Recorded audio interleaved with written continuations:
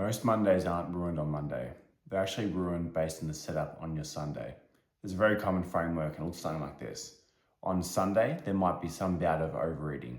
Let's say people will have a situation of they think they're going to lock in for Monday. They think next week's going to be the perfect week. So what they do on Sunday, they start binging on foods they otherwise wouldn't. It's the last chance to get in all the fun food before getting back to the real deal grind on Monday. And for that reason, they consume way more calories than they would otherwise.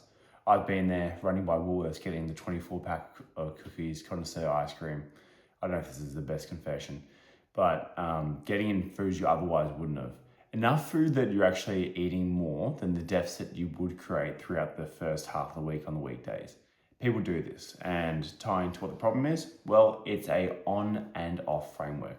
I'm either perfect for my diet or I'm bad. And I'm struggling to see the percentages of it all. The idea of I'm having a bit more on the Sunday, let's say an extra 600 calories, that has got to be equated for by 450 calorie deficit days throughout the week.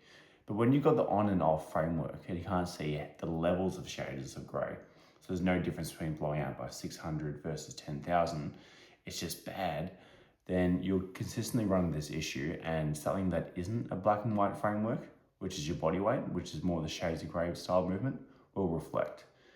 The Monday also becomes harder based on this, and this is something people don't talk about much, which is how the bad eating can promote bad gut bacteria, bad flora, basically all the things that lead to cravings to be larger the next couple of days. So a common thing that can happen is we can introduce a bunch of things food-wise, not healthy, a bunch of preservatives, sugars, etc. And it can lead to the Monday, Tuesday, Wednesday next week having a starving off of these, of the bacteria. And it's quite interesting. There's a bit of research behind you will actually, some of your cravings aren't necessarily you in a sense. It might be your gut bacteria saying, hey, we're starving, give us some food, we need to make sure we're not starving to death. And it'll show itself in cravings. Another big thing is just overall poor sleep. When people just have a bad bingy style Sunday night, it can lead to worse sleep on the Monday, more decision fatigue. You can combine that with a big day at work. People's effort effects start early.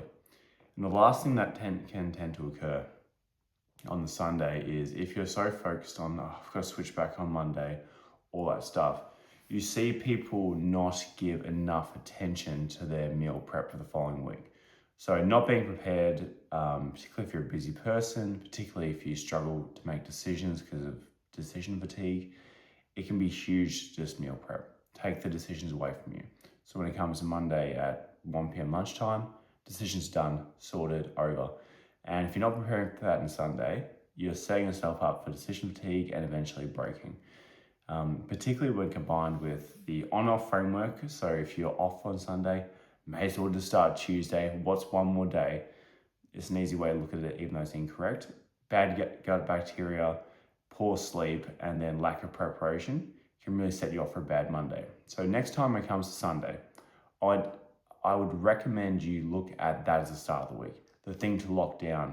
Getting that right can lead to the better Monday. If you need any help with this, links in the description. Thank you for watching.